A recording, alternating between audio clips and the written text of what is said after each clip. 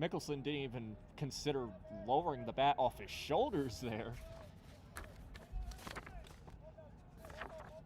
Touching on Harris a little more, coming off the last appearance in that series against Southern Miss on March 29th, threw an inning and a third scoreless and got a strikeout too. And speaking of strikes, big one right there. Indeed, the inside fastball, something that Ethan Wilson wasn't able to really get going, but Harris gets a strike on it there, so we'll have to see how things are called with the right-hander in the game. Harris 2-1. That one just kind of floats across, but it will be a 3-1 to Mickelson. Good pitch idea, just missed his spot a little bit. Try to dot that outside corner, just missed a little too far outside. See if he can bring it back in a little bit. And speaking of pickoff attempts, there's another one over the first. Runner is back with the slide, as we've seen both the previous times this game. Got to keep the runners close to their bags with it being a one-run game and the offense seemingly having no signs of slowing down for either team. Yeah, certainly no shortage of it. Here's the 3-1. That pitch barely clips the strike zone there. Mickelson in a bit of disbelief, and that runs the count full. Good pitch spot if you're Harris. Bad call if you're Owen Mickelson. Harris ready, full count. That one chopped on the ground, and they will say foul ball. Everett Harris goes to just check on him, make sure he's okay. You love to see the sportsmanship, a very strong attribute of the Sun Belt. Yeah, absolutely. You talk about the camaraderie between all these teams. They may be rivals, but they care about the well-being of each other.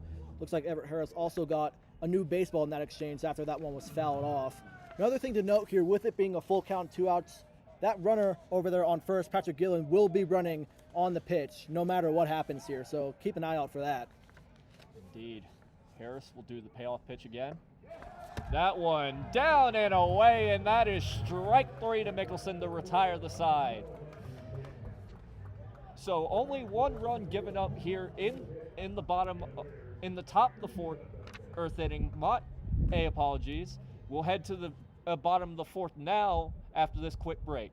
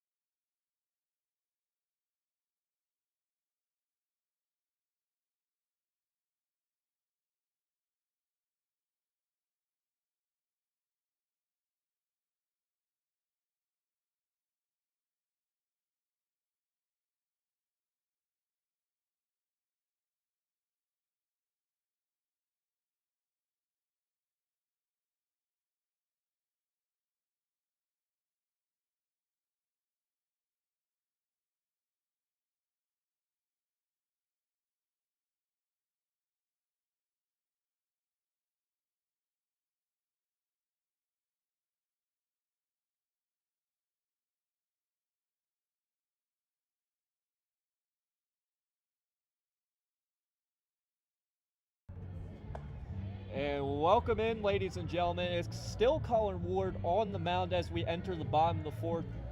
7-8 App State leads if you're just joining us. It'll be Ethan Puig playing first base tonight, walking up for his 3rd at-bat of the night. He has grounded out and walked in his previous 2 plate appearances, so no hits yet, but he has managed to get on base, Dylan. And getting on base has also been part of the key to App State's success too. They've gotten bases loaded a couple times in this game so far. Looking to start off on the right foot here with Puig, because they've also gotten a couple of leadoff base knocks as well to keep that pressure piled onto the Bulldogs. That pitch just outside there for ball 1. Ward will have to just try to settle down a little bit here. Here comes the 1-0. That one down and in the dirt. Many times we've seen that tonight from every single pitcher who is featured, and that's ball 2. We saw that a lot from Dalen Brown for the Bulldogs earlier in his start. Seen a little bit here with Woolard, still trying to get settled in a little bit, it seems. That pitch inside, but does find his mark there. 2-1 count now to Ethan Puig. Puig batting .295 on the season. Got a couple extra base hits. He's got a couple home runs. So he's a pretty good power hitter, looking to do some damage here to start off this bottom of the fourth. That pitch just outside it for a 3-1 count. The freshman Woolard battling with Puig. Really, Woolard does not look like a freshman out there. He has the maturity of at least a junior. Wouldn't you agree? I would say so too. And he's got the build of a junior as well. They're kind of a towering presence out there on the mound. Issues the leadoff walk to Puig. But he holds himself up very confidently up there. Even if he's missing his spots, he doesn't show any of that emotion or frustration like he's missing his spots constantly. So very well composed up there. Just got to figure out how to get some more strikes thrown against these App State hitters. Yeah, and he'll need to as the hot-hitting Jonathan Shepherrd is up. He doubled earlier in this game and brought in 2 RBIs and then struck out in the second inning. That first pitch to him, bit outside there for ball 1. Puig leading a bit off first. Ward's ready, kicks and deals. That looked like the slider outside there for ball 2. Seeing a lot of these pitchers try to attack that outer half of the plate, try to get some of those swing and misses or swings over the top of that breaking ball. Neither team has really been able to find that spot. Jonathan Shepherrd fouls that one straight back for the first strike of the at-bat, but as you said, yeah, no, there has certainly been a lot of really sliders, not even just fastballs. It's been sliders to the outside part of the plate that neither team has found success with. But regardless, Woolard will pick off, nearly get the first baseman to do a spin-a-rooney over there at first base. But he will catch it, and Shepherrd will retreat to first. That was almost a massive errant throw over to Patrick Gillen. It's those kind of little mistakes that you cannot have. And Gillen was very aware and had cat-like reflexes over there to jump in the air and grab that one to prevent Puig from advancing 90 feet. 2-2 count now to Shepherrd after that fastball found its home. And he will run and not even be contested. Ethan Puig getting probably the easiest stolen base known to man. He got a massive jump there. It looked like Willer was still looking in his glove, and Puig just took off. Yeah, paid the price for not paying attention there. The double play ball now gone. And the redshirt junior Shepherrd may be able to take advantage of that. Pitch down and away. Puig will run back as now the catcher will attempt to check him over there at first.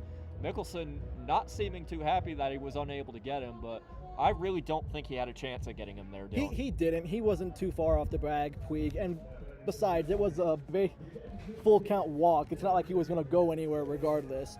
But with the walk comes the man that App State fans are very glad to see return to the high country in Cameron Miller. 1 for 1 on the night, ground out, and then walked in the second. Cam Miller thought about swinging at that one, takes the strike there. I mean, I don't blame him for not swinging. It really didn't look like he had much to hit there. No, and that's exactly what you want with one of those outside pitches there.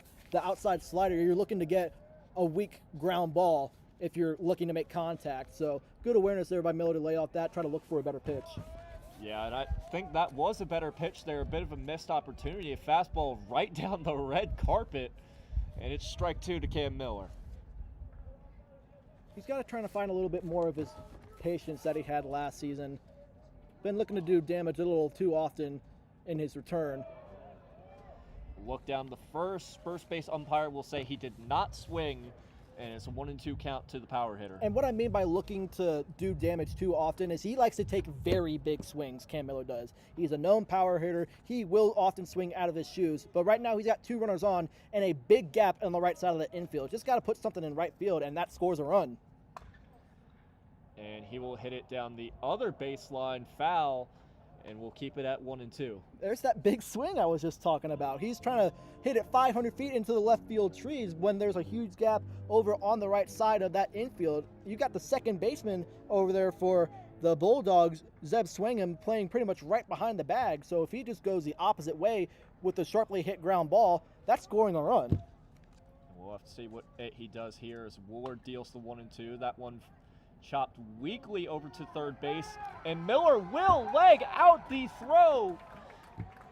So Cam Miller, not usually known for his speed, really just runs over to first base, and that will load the bases here for the Mountaineers. That ball went about 30 feet, Michael. It was a very weakly hit dribbler. Exactly what Woolard was looking for. Miller got the big swing off of it, hit it on top, but it was hit in the perfect place and with the perfect speed. No one could get to it in time, and the result is bases loaded with no outs.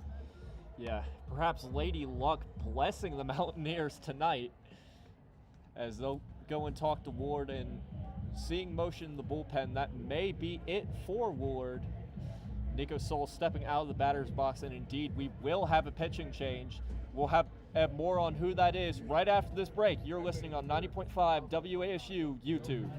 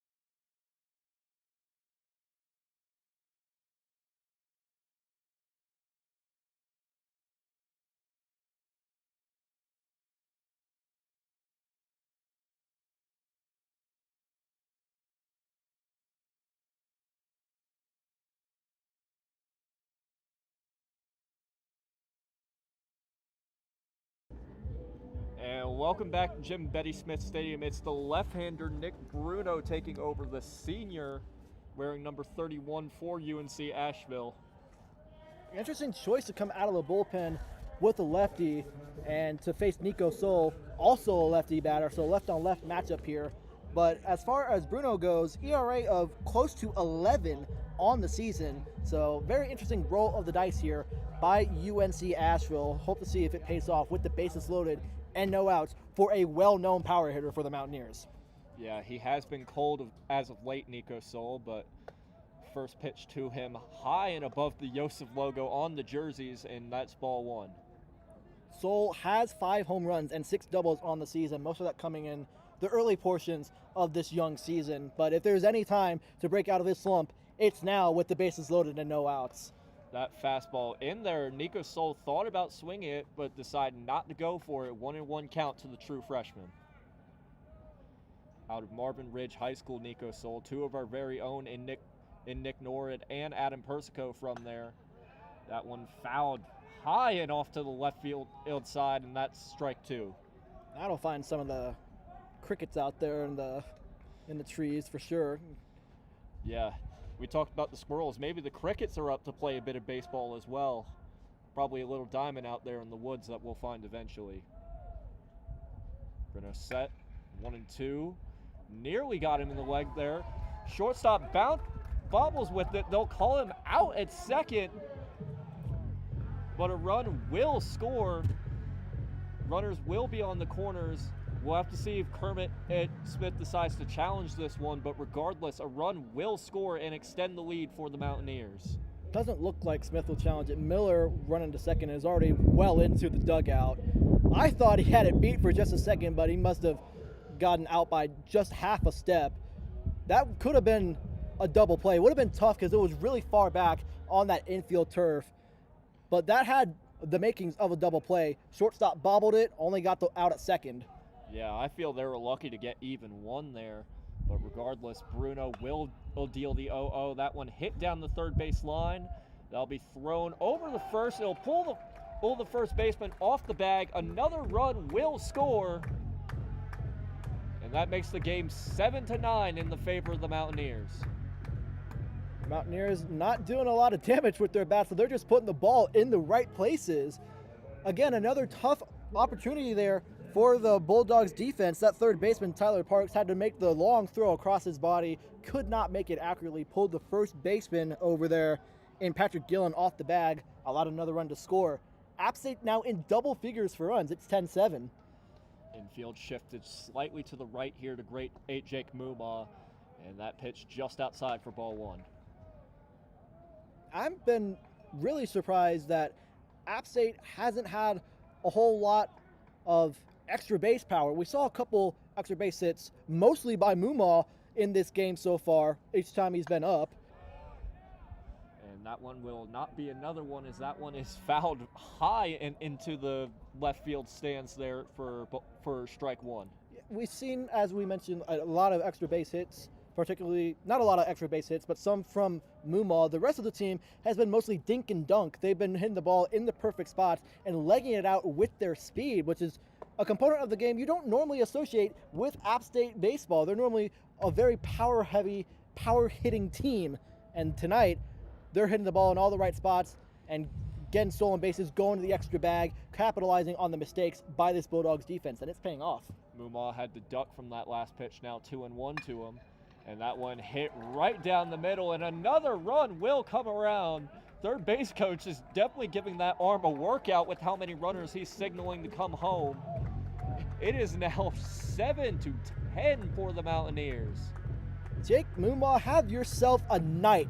2 doubles, and now an RBI single in his third at-bat. And again, it's not the power hit that we've been accustomed to here at Jim and Betty Smith Stadium. It's a hit to the right place of the field at the right time of the game, and it scores another run for App State. Muma has been exceptional in that batter's box. 3 for 3 on the night with another big hit for the Mountaineers. Yeah, 7-11 to correct my earlier mistake, as Zamora shows bunt there, pulled it back just in time there for ball one, as that one up near his head. Zamora was batting in the lefty batter's box earlier in this game. He now switches over to the righty batter's box, the switch hitter, trying to make use of this matchup. Big cut and miss there, Michael. Yeah, it looked like he was trying to take a bit of inspiration from Juan Correa of days gone by to try and send that one over the left field wall. Juan Correa, CJ Boyd, Austin St. Laurent, one of those guys for sure. Yeah, 1-1 count now to the graduate student. Bring on the 1-1. Zamora decides not to swing, gets called for a strike there anyway. Counts 1-2, still only one man out. Good pitch there by Bruno. Completely fooled Zamora, it looks like, with that breaking ball. And that was left right over the plate, but Zamora just couldn't pull the trigger. And that one low, was looking for the strikeout pitch there, couldn't get it. 2-2 count now. And now is the time where you try to battle. You try to find any way you can to get on base or continue the at-bat with 2 strikes, especially with 2 guys on. You want to continue this momentum for the Mountaineers any way you can. Indeed, it's been a good inning for the Mountaineers. Is that one low and away there? That runs the count full 3-2. Good battle here by Zamora coming back. And he's been known to have some clutch hits for the Mountaineers. He's hit a couple walk-offs in his time here in the black and gold. Not a walk-off situation here, obviously, in the middle of the 4th inning, but a big hit here would do wonders. That one slapped it to center field, and the third base coach will send another man home. Throw will pull the catcher off of home plate, And that scores yet another run for the Mountaineers, their 4th of the inning. And Joseph Zamora with an RBI single slap right to center field. There's that big hit we were just talking about, Michael. Zamora's known for that. He's known for the clutch hits in the clutch moments. He delivers once again, ripped it right to center field. Got down way in front of that center fielder out there in the form of Jake Pereira. Another run come across. App State has a 5-run lead, 12-7. We expected this game to be high scoring. It's been every bit of that and more.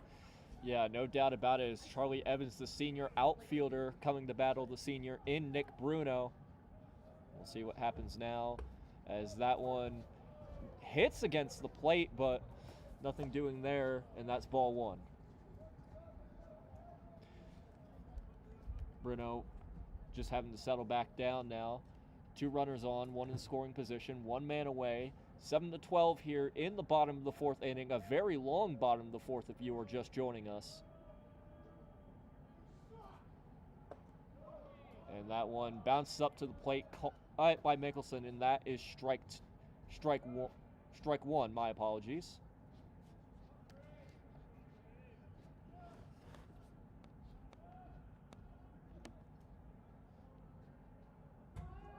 Bruno will look back to second here, unable to get the runner, and he's back safely.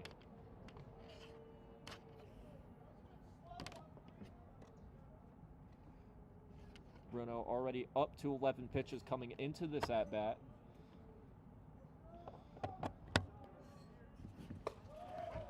That one high and outside, just looked like well above the letters there, making a 2-1 count, Charlie Evans. Evans from Pennsylvania.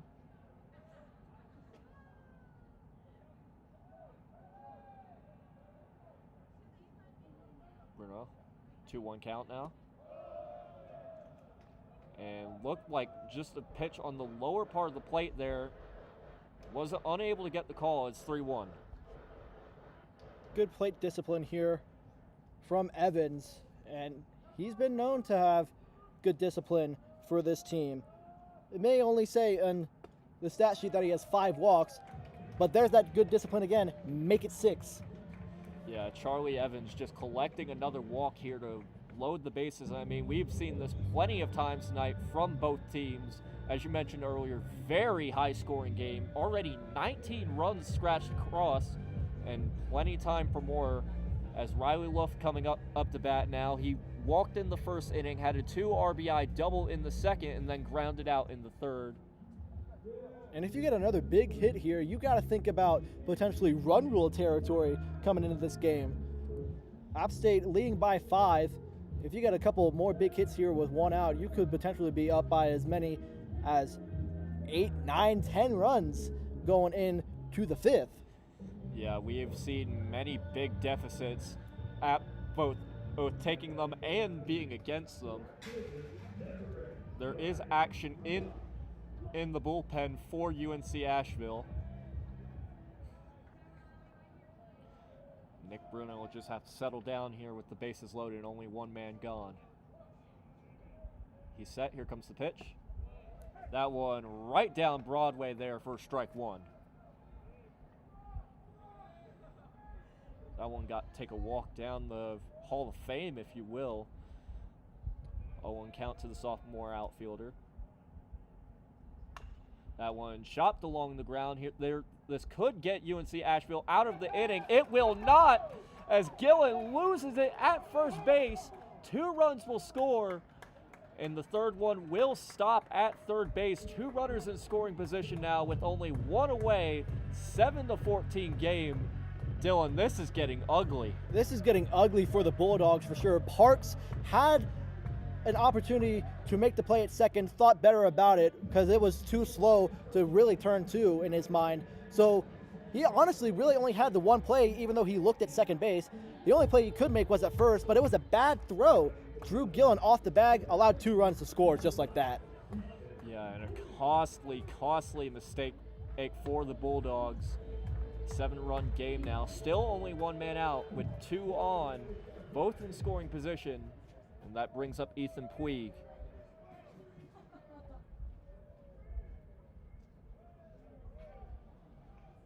mentioned Bruno having settled down. He most certainly will have to now. As a pitch high and outside, Mickelson dropped it, able to corral it quickly there, and it's ball one. Mountaineers have batted around in this inning. Puig's second time up to bat already in the fourth. Worked a walk earlier in this inning. So Mountaineers have batted around in this frame. Good explosion on the offense. And that one, another one high outside. Puig could be looking at his third walk in the game, and that's ball two. Just no real consistency or control here out of Bruno. And it's turned into a nightmare very quickly for this UNC Asheville team. Yeah, Mountaineers very good at having explosive offense. As we talked about earlier, that 6-2 win over Southern Miss was really an uncharacteristic day, as we're used to seeing 10-plus run games from the Mountaineers. 3-0 count now to Ethan Puig. As mentioned earlier, still looking for his third walk of the game. Will not have it just yet, as he takes a strike there to the inside part of the plate. Perhaps not too happy about it. 3-1 count to him now. He definitely wanted that walk there for sure, Michael. Yeah, a lot of free passes being handed out. Was looking for his third. However, he won't need it, as that one hit well out to left field. 1 run will score, 2 runs will score, and Ethan Puig will just trot into second base. You mentioned a nightmare. It is now a 9-run game for the Mountaineers. Oh my goodness. What an offensive explosion in this bottom of the fourth inning for App State.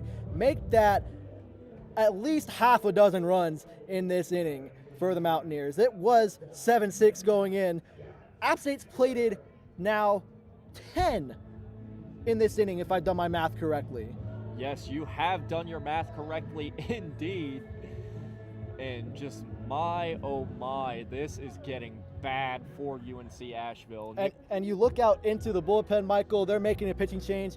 Bruno's coming out. You don't want to talk about Bruno's bad performance there, but at this point, giving up half a dozen runs in his outing, you're going to have to talk about it, because that's what let this game get completely out of control.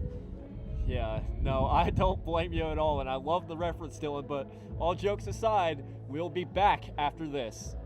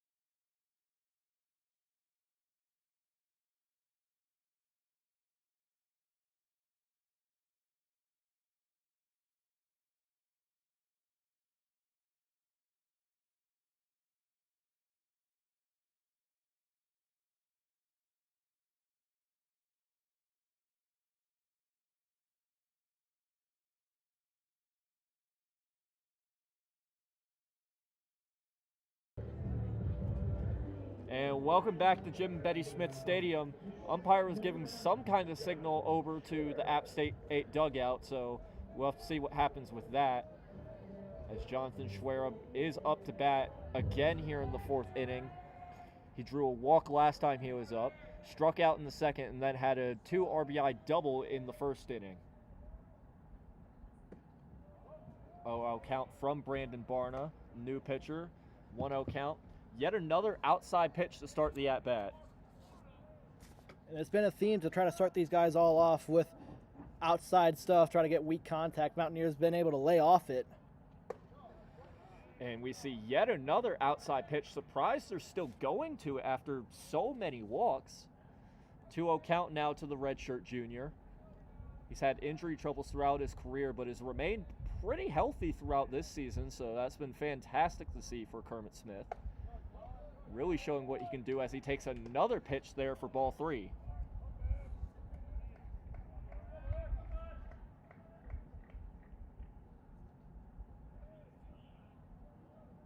Puig leading off of second now. Barner the pitch. Lays off of it, but that'll be strike 1 to Jonathan Shepherrd.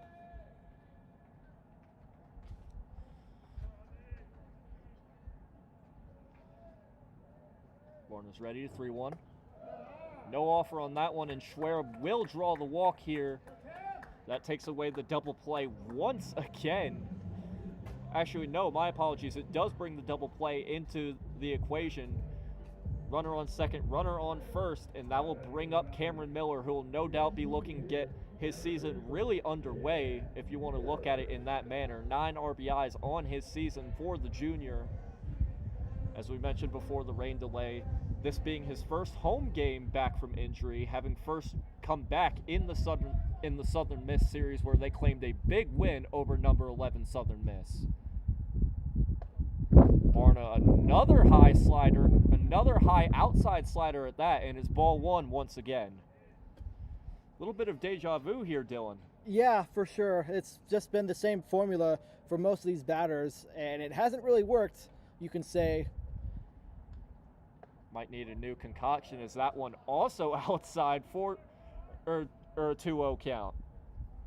Miller's been known to chase outside pitches, but right now he's showing good discipline. The discipline we saw out of him last year when he by the slider was probably sitting heater. Outside. Completely whiffed on that off speed. Yeah, Barna tricked him there. Here comes 2-2. That one hit over to first base. Everyone was confused for a second.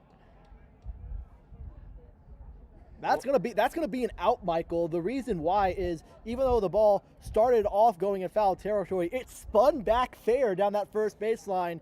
First baseman Gillen picked it up, stepped on the bag, and Miller's out on a unfortunate bounce.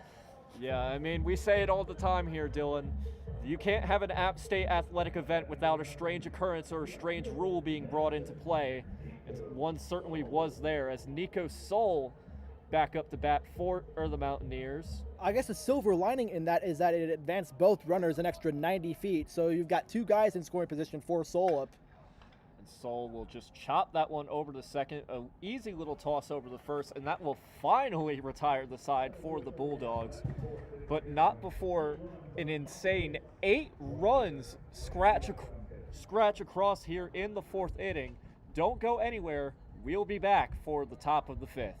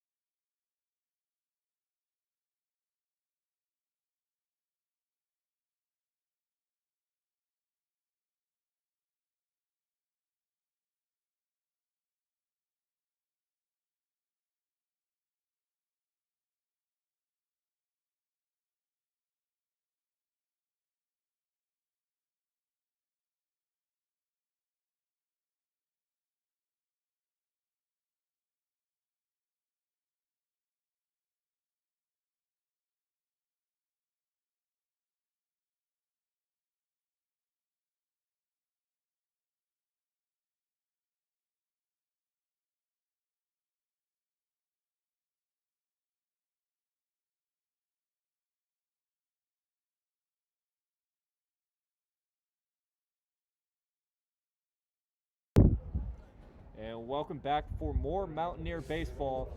Mountaineers had a big inning last inning with 4 runs scratched across, 11 hits now in the game. And Jake Manerick will be the first one to try and shrink the deficit here against Everett Harris. That pitch inside there for ball 1. Harris back out there for a second inning of work. The senior right-hander out there on the mound. That one slapped into center field. Zamora diving for it, unable to get it, and Manerick will get on base here to at least try to start this rally for UNC Asheville. If you're going to try to complete a 9-run comeback, that's the way to do it. Get your leadoff guy on base with the sharply hit single. Harris tried to get his glove up to possibly somehow reel it in or catch it, but it just missed his glove, found its way into center field. That's what we like to call a seeing eye single, where it misses multiple defenders and finds its way into that outfield. Yeah, just juking and evading every